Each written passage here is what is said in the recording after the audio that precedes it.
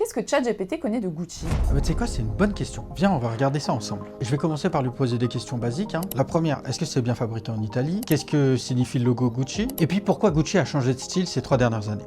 Et là, franchement, sur ces 3 réponses, c'est propre. On est clairement dans ce qu'on appelle la narration stabilisée. En clair, ChatGPT, elle est en train de me dire « T'inquiète pas, je connais Gucci ». Donc on va la challenger un peu. Et je vais lui demander une question simple. Est-ce que Gucci est premium ou luxe? Oui, Gucci est bien luxe. Et puis, Hermès apparaît. Et elle dit clairement que Gucci, c'est le luxe mode, alors que Hermès, c'est l'ultra luxe. Donc là, on commence à voir que le système a commencé à catégoriser, comparer et créer une hiérarchie implicite. Alors je vais lui poser une dernière petite question. Est-ce que Gucci utilise du cuir de qualité? Et puis encore, apparaît Hermès. Clairement, elle nous dit, le cuir de Gucci est très bien, mais celui d'Hermès est mieux. Donc là, clairement, ce n'est plus un hasard. C'est une logique du modèle. Quand une catégorie doit être arbitrée, le modèle cherche un repère. Alors pourquoi ça arrive? C'est simplement que les signaux étaient incomplets. Alors l'IA va combler ces vides avec 2 méthodes, la comparaison et le repère dominant. Ce problème, il est dû au fait que la marque, bien qu'elle soit mondialement connue, manque de structure numérique. Ce qui a changé, c'est que le web, avant, il était désorganisé. Il y avait les opinions, les articles, les sites des marques, les médias. Mais aujourd'hui, à l'ère de l'IA, étant donné que ces machines agrègent le web pour en faire des synthèses, eh bien, si la marque est mal structurée, sa représentation sera biaisée. Et c'est exactement pour ça que nous avons créé